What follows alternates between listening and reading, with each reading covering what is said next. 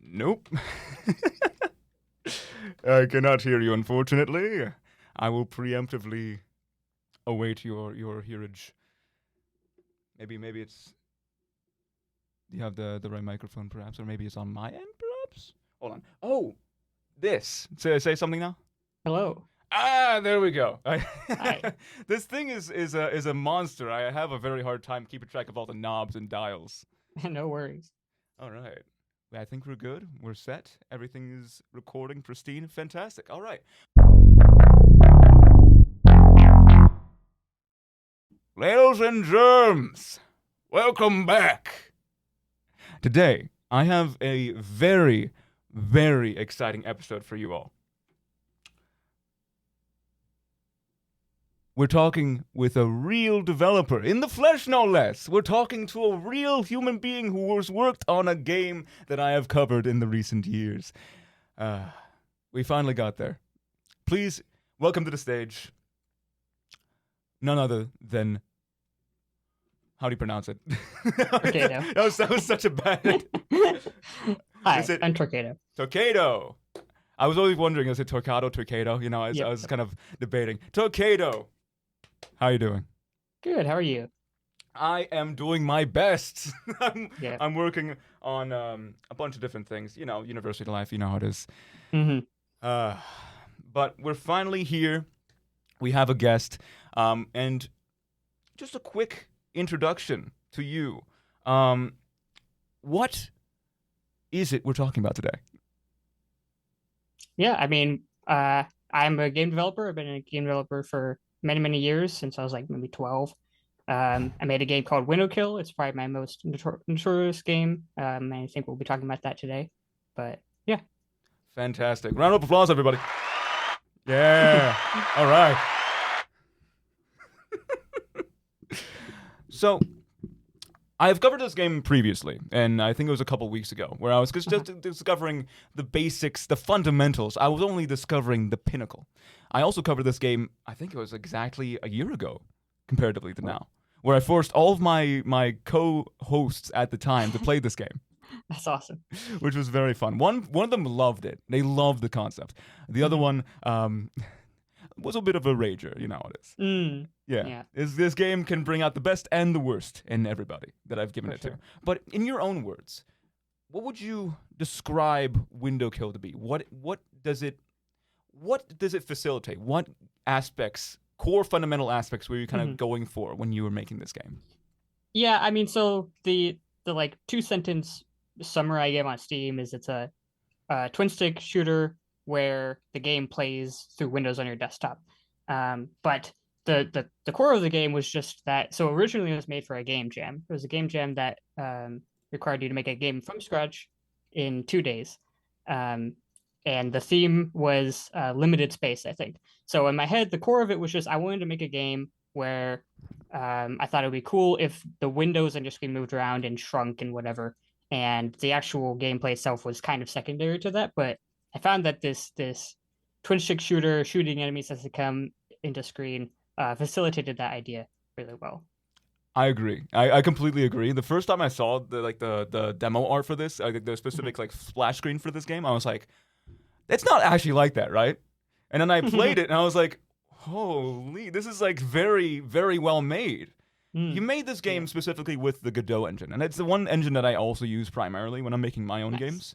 But can you speak to on like the fundamental thematic underpinnings of the game? Like, a lot of people describe this game as quote unquote web core. Is that something that you kind of like realized in the moment? Like, oh, this game is like very web core-esque. Like, That's it has interesting. that very like 90s aesthetic to it. Or is it just something that came up subconsciously in the community that when you created I this think game? it's been mostly subconscious, but definitely there are parts of it that I've intended for, like specifically the smiley boss.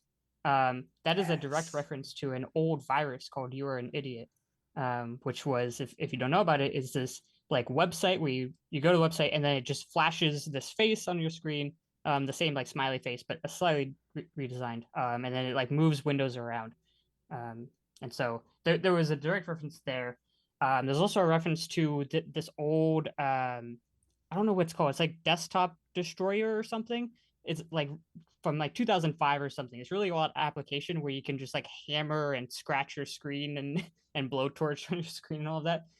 So I implemented an idea like that for this secret boss in the game where it like the boss will smash on your screen and you can see like actual cracks covering like your windows and stuff. So the Oh reference is wow. there, but otherwise it's the other aspects are mostly subconscious. Now the interesting thing is this boss you're talking about is so hidden. I've never discovered it in all my Mm. gameplay yet. Like I've played this game at least for the past in the past week I've been playing it at least like 10 hours, right? And it's I've never encountered this boss once. Nice. Well, I apologize for spoiling. I tend not to spoil games because my favorite part of games in general, both making and playing, is secrets. Oh, So, absolutely. Yeah. but yeah, I mean, it's been out long enough that I felt like probably most people know about it. But yeah, there's a secret boss. I won't talk about how to get it. Maybe you can look it up or find it yourself. But actually, the secret boss existed in the very original Game Jam version, and might have been a mistake. The it took like it forced me to spend like an extra like day to implement this one thing, and I don't think anyone in the duration of the jam the jam is a competition where people can vote and rate on the game, and then there's winners picked after like 3 weeks. And I think in the duration of those 3 weeks, no one even discovered it. So I think it was a mistake to add it in, but I still really enjoyed putting that in. That is wild to me. Now, you spent like 50% of the time working on this game jam, just working on this one specific boss that only a few people will Yeah. ever see, which I think is just such dedication to the craft. You're like, I have this fantastic idea here, but you know what it needs? A Yeah, very hidden boss that exactly. completely I don't know. I really find has a that meta funny. reference. It's For a lot of game beautiful. jams, I really enjoy this idea of like hidden. I don't know. I guess secrets is the best way to put it. But there's this one game I played for a game jam where I don't know if you've heard of this game. I think it's called Columns. It's an old Sega Genesis game. I've It's not. basically like Tetris, but or like Bejeweled. I don't know, something like that. But this game jam recreated that game, but it had a twist where the edges of the screen were actually their own tiles and they could be cleared. And if you clear them, then you can drop pieces down into this like tunnel, and then the game completely changes into this like adventure game where instead of you dropping Tetris pieces down, you're actually traversing with your Tetris pieces down this corridor, trying to dodge and beat enemies. And I thought that idea was so Oh cool, wow. especially because there's a chance that people playing the game would never even discover this part of the game. Like to me, that was the entire game, and the first part was just like a facade. And I loved the idea of this facade being the only thing that most people experience. I don't know why, but I think it's interesting. That's the thing, though. Your game specifically is such a good facade. You're like you're already wowing them with this one specific concept, and then you go one step deeper, and you're like, now window manipulation. Exactly. Now the Yeah. boss is breaking your screen, is trying to grab Yeah. at you. Yeah. I love it. So you're talking about specifically this was the Ludum Dare jam, That's right? right. So you only had 2 days to complete it over the weekend. Yep. But before that, what specifically got you started with making games, right? Hmm. I've seen on your your itch.io page, you have Hmm. a whole library of Hmm. different projects, games, etc. that Yeah. you've worked on and continue to work on. Yeah. If I'm not mistaken? Oh, definitely. But Yeah. I specifically, mean, baking games is my favorite thing to do. I've done it since I was a kid. I don't know what exactly brought me onto this idea, but like my earliest memories, I can think of, I want to make games, and so I just pursued that. And I my intention wasn't to pursue that as like a job, but I just pursued it because it interested me, and it has carried me through to today. It's just been a perpetual thing. But so I think um my earliest memories, like I never watched TV, I never watched movies, but what I did do is I played really old Flash games online. That's what I spent most of my time doing. Like Congregate and Addicting Games and all those sites. And I've really loved spending my time. I also played indie games like Cave Story.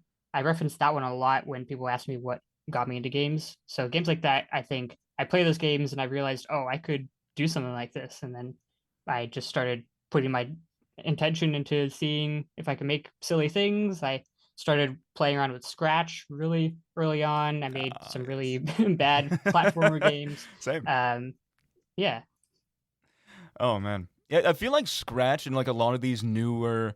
I'm assuming you were like older than me. I was born in the early I was born in 2005. So Oh a wow. lot of the things that you're talking about are just things that I kind of just grew up with as like even a child. Like I grew Mm. up playing like cool math games on the computer lab, trying not to Mm-hmm. get caught and stuff like that, or like playing like these old MMO online games like Club Penguin Mm-hmm. and stuff like that. These games like kind of conceptualized my worldview of video games for so long, and Yeah. then Scratch was the door that kind of opened for me, and I saw like the full expanse of what I could do with like the knowledge that a computer could do, right?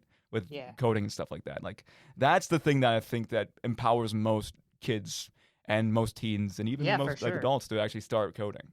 Yeah, I mean, so yeah, I started with Scratch. I also played with Cool Math Games. It's a classic one. I specifically wanted to mention Cool Math Games is still running, and they're one of the few like web portals that are super like developer friendly. Which is to say, there's a ton of like game portals where they just rip games and put them on their site and whatever. But Cool Math Games are still running, and they've contacted me and given me several um, licensing deals that are like way above anyone else that has approached me to put games like they've put Autoball, which is one of my games, and Spicy, I think. Uh, Maybe a different one, but two of my games they've put on their site. So I just wanted to shout out Cool Math Games because they're awesome, and I definitely grew up playing on that site. But yeah, Absolutely. I've also played with like Club Penguin and all that. And yeah, also relating to Scratch, when I started improving my skills with Scratch, and I wanted to move on to a bigger engine. Oh, excuse that. Um, I found an engine called Stencil, which was built kind of in the vein of Scratch, where it had drag and drop programming. And that was the engine that I used for many, many years. Most of my time developing games has been with Stencil. And I really think that that kind of introduction, like drag and drop programming or whatever, any way to get kids to to make it easier for them to get into this programming is really cool. So I really appreciate Scratch and Stencil. Yeah, they give you like a very nice UI too. It's not Mm-hmm. intimidating. It's Mm-hmm. not anything like you're gonna be bug fixing for the next like Yes. it's a very user friendly experience for them. Now, granted, um, eventually when you're moving from one game engine to the next, like you have Stencil, and Mm-hmm. then you move on to Godot. Yep. Or was there anything in between from you moving to Godot? What kind of pushed you to move into this whole new engine, knowing absolutely nothing about like Yeah. the actual? It's an interesting process. I think for the most part, uh, so with Stencil, as I got proficient, I realized half of me realized that part of the engine is kind of holding me back because I'm doing things it's not intending. But the other half of me realized I can extend past the bounds of the engine and still work in it. Like with my last remaining like months and years of Stencil, what I was actually doing was just modifying the engine itself. I was extending the engine to facilitate my needs. Like I was doing funny Windows stuff with Stencil even. I made a Windows billiards game where you drag the edges of windows and it as like a pool cue and it snaps them and all the windows bounce I love into that each idea. other. Yeah, so I made that in Stencil, which is an engine that doesn't even have like Windows support necessarily. It doesn't have a way to spawn windows. I just hooked into like native Windows API processes because it had that possibility. So potentially I could have stuck with Stencil for even till today if I just worked around things and probably would have evolved is me just like shifting out the stencily parts of stencil and hooking into just like the underlying technology. Like it's built on a language called Hax, um, and whatever. So yeah, transferring into Godot, I think my decision was mostly I want to have something that had better support for these things I want to do, but is also open source. The biggest reason why I chose Godot specifically is because it's open source, and especially with Windowkill, I could not have made Windowkill if I wasn't able to hook into the engine and modify things. I've done a ton of modifications to the engine itself to facilitate all this Windows stuff. Ah, I see. So you're not using the engine as it's given. You're tweaking the specifics Mm-hmm. to facilitate the actual game that you're making itself. Yeah, for sure. And Windowkill was pretty much the first project I tried with Godot. I did some tests earlier, but it was definitely my first Ludum Dare with Godot. And so I was I was digging into the engine even with the 2-day time constraint, but it worked out well. Working on the clock. That's the one thing about game jams. I tried to do one back in the day, and I'm It's just not good under pressure, especially when I'm just like starting to learn the engine itself. Oh, for sure. It's hard and it takes practice too. I mean, I've done, I don't know, maybe 30 or 40 game jams by now. I would not expect people to be able to manage themselves that well in the first few, but it's the thing I recommend to most people when they ask me how do I get good at game development or whatever, I say, make really small games or do game jams, because the more you do game jams, the better you improve the skill of finishing games, which is something that a lot of game developers have trouble with. Absolutely. But I don't know where to find the time. Hmm. It's so hard out here. Yeah. As a game developer myself, I simply don't have the time.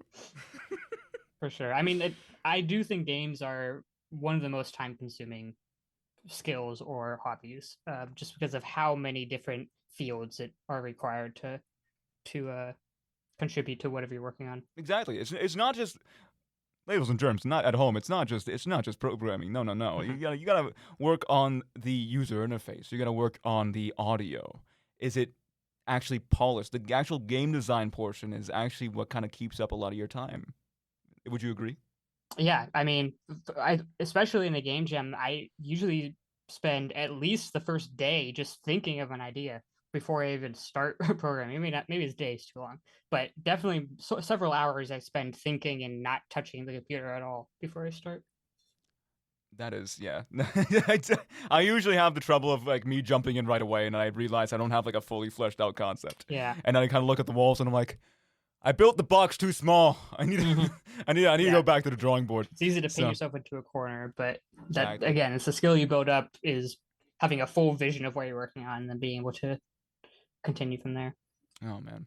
I also just a quick side tangent. Ludum Dare apparently, I believe, had like a bit of. I was gonna plan to join the most recent one, but I Mm. believe there was a little bit of a unfortunate mishap with the funding behind it. Is that Yeah. a thing that Yeah, actually? so the main runner, Mike Kasprzak, he's been running the Ludum Dare for many, many years, and then a couple months ago he announced that he would be putting it on hold for this year to focus on other things. Since that, there has been a reception of people contributing to his Patreon and donating, and he has since made a message saying that he will actually be putting on the next Ludum Dare at the usual time.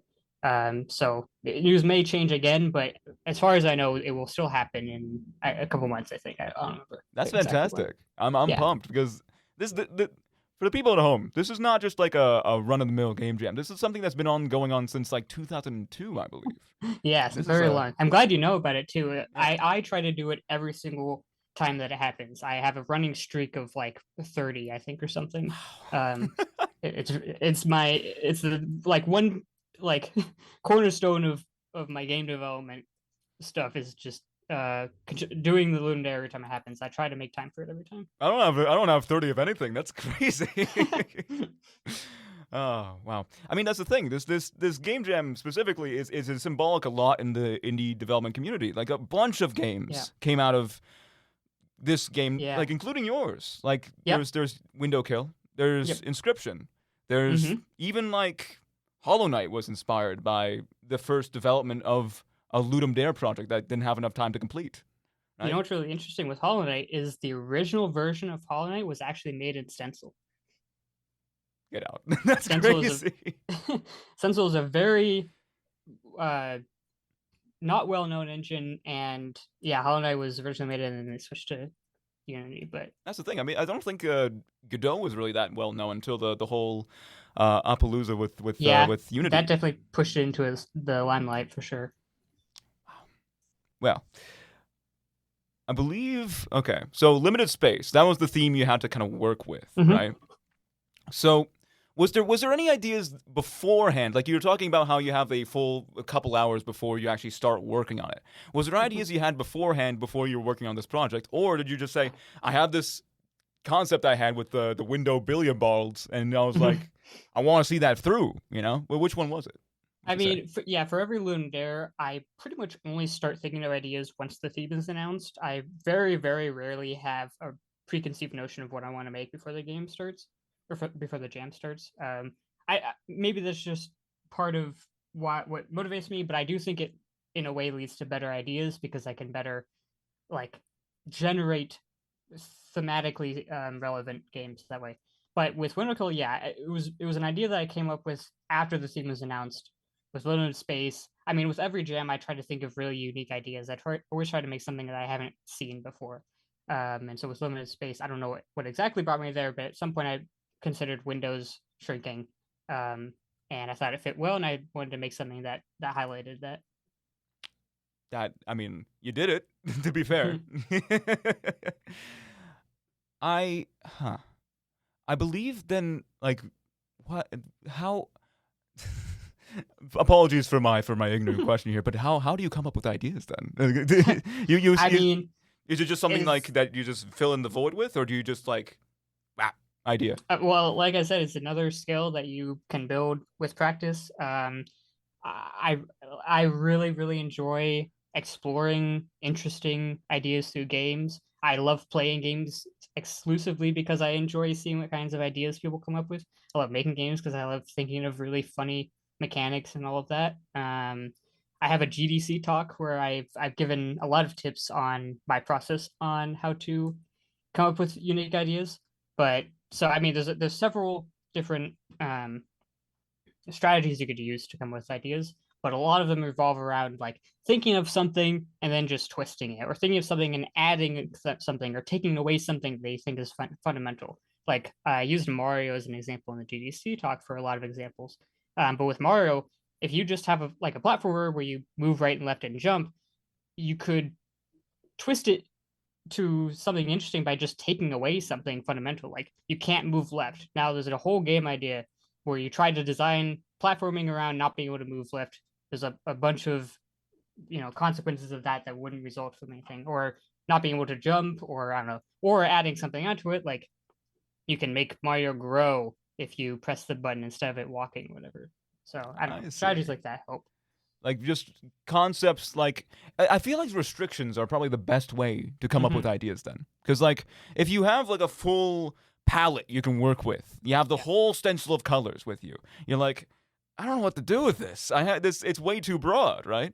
So I Mm-hmm. think by what you're saying is basically just like reducing that palette by taking away colors, taking away specific mechanics that are intrinsic to either the genre you're making or the specific idea that you originally came up with. Like, Yeah. how can I twist this? Yeah, Exactly. for sure. Restrictions are, yeah, I mean, even with like pixel art, just restricting the color palette is a way for people to show creativity and how to present colors.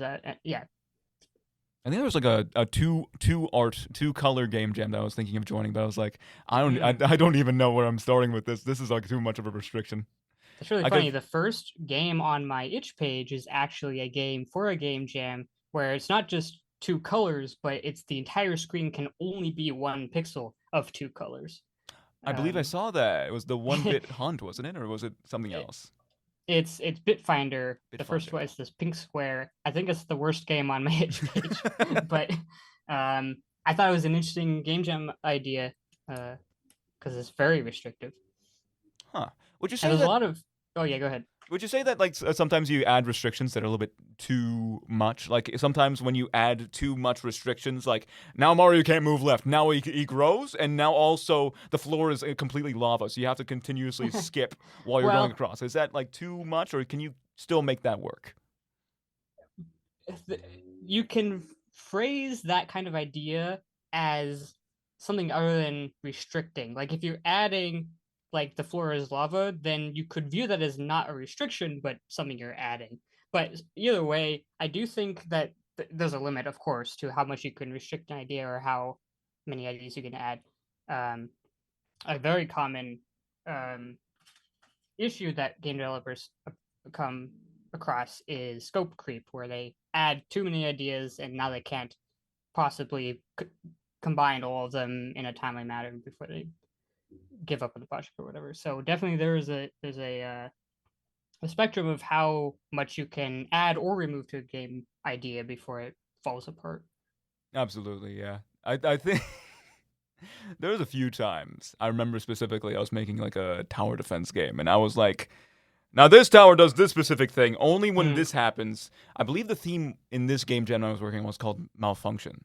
So I was having the idea of like the towers that you're placing down hmm can lose power, and once they power off, they have a specific trigger that does like a insanely powerful effect, and then the tower switches off, right?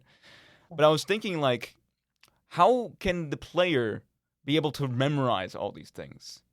Do you think that's hmm something that's like important? Do you think that the player should be able to learn as you're going Yeah. along, or do you think that the concept should be kind of building up as you go along? Like say you like unlock things slowly but surely, kind of like what you do in your Mm, game. that's interesting. Um, Either way, I tend to, with my games, have no written tutorials. And so my design facilitates this kind of learning by testing or by trial rather than the game explaining it to you. I do think that is to a fault, maybe in some cases, but in general, I think I prefer playing those games, and so I think I prefer making those games as well. Um, so in that case, I think I would at the very least make one tower a focus for a level or something like that, so that the player can fundamentally understand all of the consequences and the actions of this tower and how it relates to everything else in the game, and then build on that once they've shown that they understand this one mechanic. That makes sense. Yeah, it's a trial by fire. You got to Yeah, make sure they learn the concept, then you can move on to a more complex concept. yeah, You keep exactly. layering it. The gameplay loop continues to get more complex as you play the game. Yeah, exactly. So, I believe it's time for our intermission. Now, let me just I never it's a running it in bit with myself. I never have the music ready. Every single time. It's like me trying to figure out how to get the music set up is trial by fire. I'll tell you that much. Let me see real quick. Boop. Maybe. Hmm. Nah, I think this is it. Here we go. And into the authentication code. Are you kidding me? Always something. There's always something. A 6-digit code at my email. What fun. Well, while we're doing this, one sec. Let's just quickly go before we head into the quick interlude into the music. We can talk about how you onboarded your specific music artist. Oh yeah. Yeah, Keystack, the person who made the music for the game, he's a friend that I've known for a long time, sort of through similar circles, and I just messaged him, I think on Twitter at some point, saying, "Hey, would you like to make music for this game I'm working on?" And the game at the time was Hectic, which was my first like large title. I recall seeing that. Yeah, And so I've known him from that, and I've asked him to make music for other things since that and Windowkill, and then for Windowkill, it's like, of course, I want to ask Keystack because he's a genius and he makes amazing music. absolutely. Like that breakcore track at the start immediately got me It's grooving. perfect. It's so good. Fantastic. Well, we'll be playing that right now. I believe that should go through your speakers. So if you want to mute me, you may. We'll be having Nice. a quick intermission. If I can find it. This is it, I believe. Hmm. Yeah, here we go. If you want to check out his music, Keystack, it's on Spotify. You can listen to it. We're going to be going, which one would you prefer? I think the original is great. I think that's a good one to start Window with. Killer it is. Yep. I shall see you all on the other side. Stick around. All right. Ladies and gentlemen, did you like it? I hope you did. All right. Quickly talk to me about specifically what did you request anything specific from Keystack when you were getting him to do the soundtrack, or you're just like, you know what, just look at the game. What do you think? And then he made the song.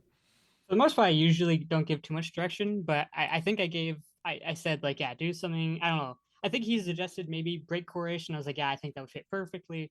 And it ended up with this. And I will say, um, even after the many, many months of development, I've listened to this song maybe like a million times.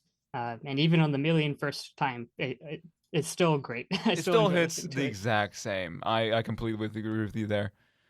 Normally, I'm not a fan of Window Breaker specifically. It gets me it. grooving in a way that Oh, I've that's so never. good. When I unlocked that track most recently, I was like, this is the only song I'm gonna be playing from now on. Yeah, it's really good. All the songs are great. So, when you were making the game, there's only one specific character type. There's when you're playing the game, there's like you can shoot Hmm. enemies, and the way that you increase the border size is by shooting the borders.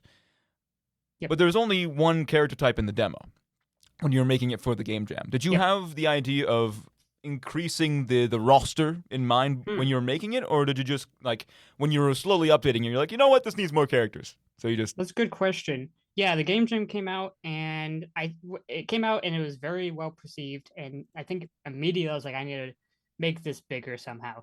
I think the logical conclusion I came to was more characters is something that fits the theme well, fits the game well. So yeah, I think I did. I don't think I had any ideas for characters during the jam, but afterwards, I think that was the first idea. That and more bosses. absolutely. What was the first character that you created after the fact when you were done the game jam?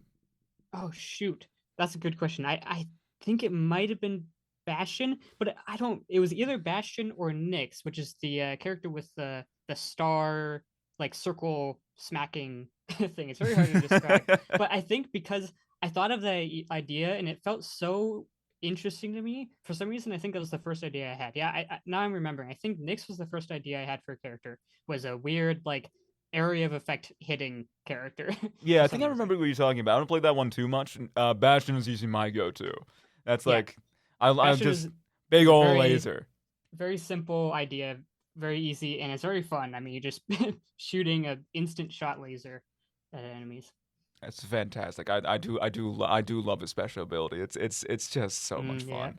very Um, satisfying. but there was a few other characters too that I found were interesting. Meebo was one of them. I was like, Mm, this is like you have like a little extra shield protection based on you can use like your extra yeah. meeboid body to protect yourself while you're trying to like avoid shots. Because that's the one thing that I do say is kind of like the hardest part about this game.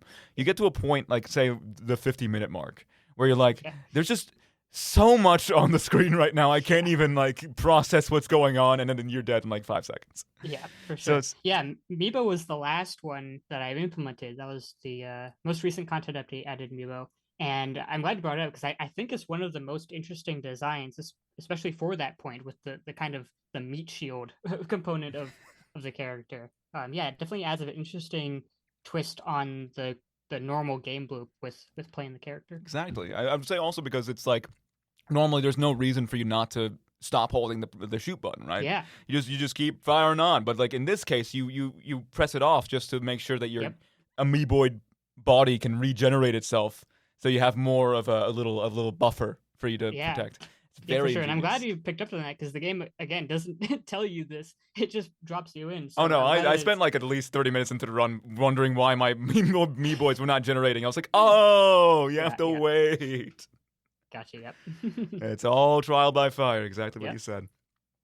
I would say also when I was playing the demo at the start because I was broke. I didn't. I realized that the bosses specifically were extremely hard at the time. I was like, I can't. In the demo, I remember I could not get past the second boss, the Hydra, the big snake creature. Mm. I could not get it past it for the life of me. And then in this game, I picked it up for the first time. I was like, I finally got the shiny new copy, and Huh. then I got through no problem. I was like, is that something that was kind of just apropos of you adding more stuff to the game, or was that I just kind think of yeah. I intentional? think that was mostly accidental. I don't even remember like consciously deciding to make it easier or harder. I don't even remember it being that hard. So maybe maybe Maybe it was I'm bad.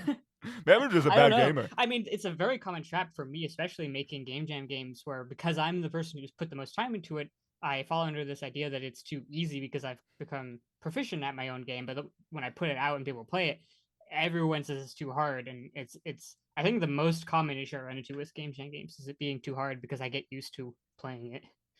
Absolutely. I think again it's the same idea of game balance, right? That's probably like maybe not the most hardest or the most Mm. like monotonous part of the game. It's definitely the most challenging You have to put yourself in sort of the Yeah. seat of the player, saying, "This is the first time I'm looking at this game. What needs to change in order to make it like more apparent as to what they're doing, especially in the way that you're teaching them."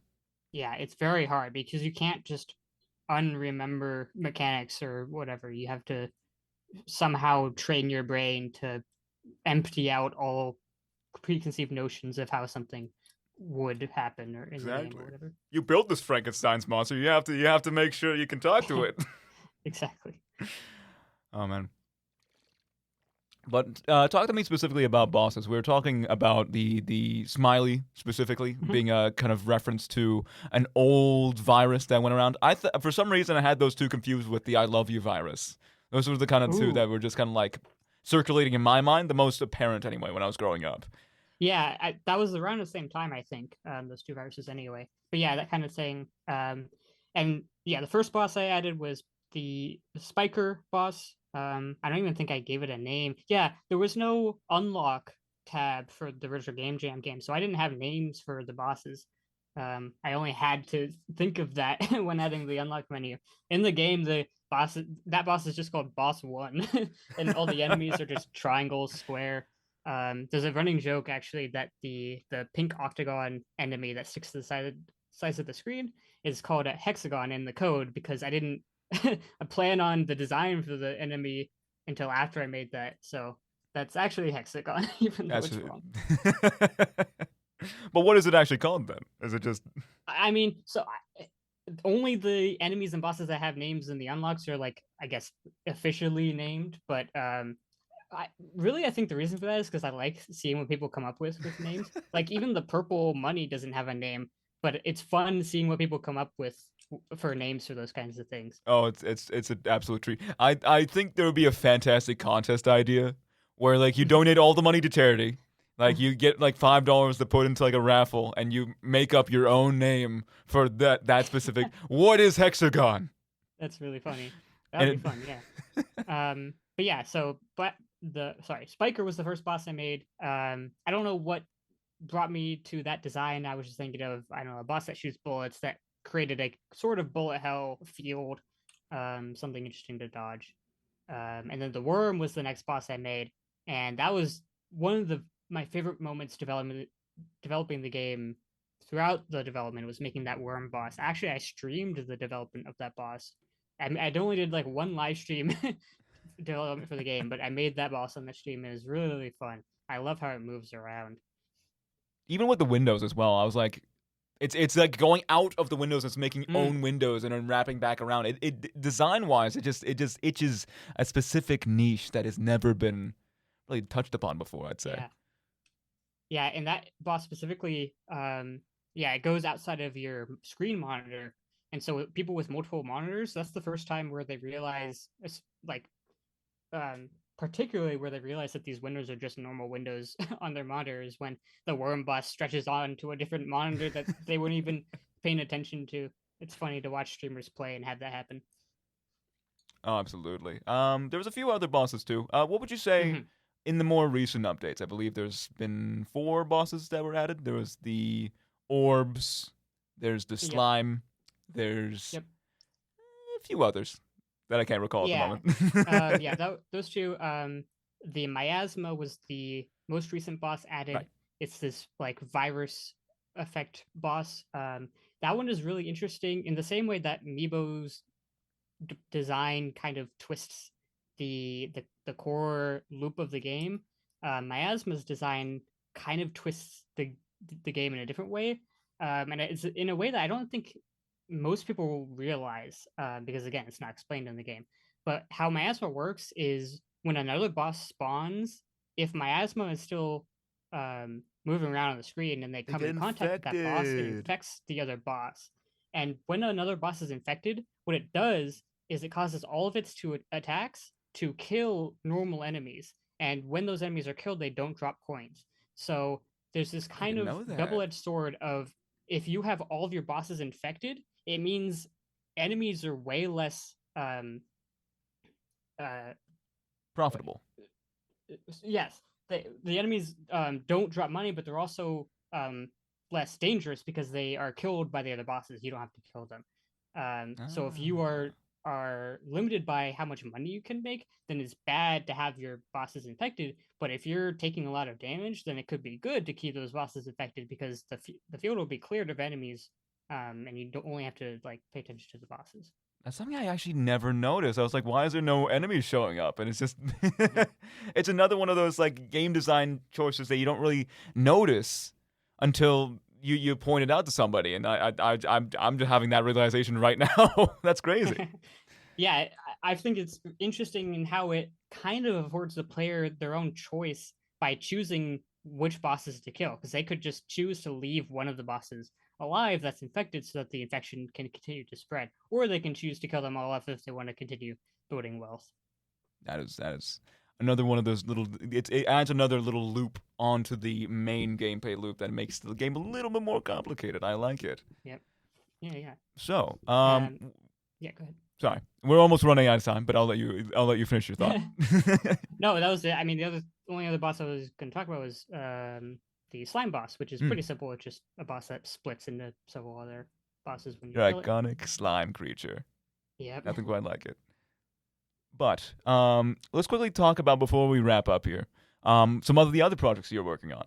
There was I think it was called like Switchblade, I believe. There was that one project that you were working on where you play as a switchblade. If you wish to go a little bit more in depth in that. Yeah. One of the few games that I've worked on as a team of people. I usually just do solo work, but this one I did as a game jam with several friends of mine. And it was really fun. We made a game. The theme was You Are the Weapon. Oops, sorry. So we made a game where you start as, I guess it's like a fork. We didn't really decide what the initial thing is, but you unlock different weapons. You unlock a sword weapon. You unlock a sniper or a gun. You can switch which mode your player plays as, and the challenge is just to explore the whole map and get to the top using these various abilities of these weapons. Right, so you're using like recoil in order to move yourself and traverse around the map, which I think is just a fascinating concept. Yep. What would you say, other than Windowkill, and besides your most recent project, what would you say is like your first like project that you're like, I made something. You can look at it and you're like, wow, this is actually something, and I can put it out and show people.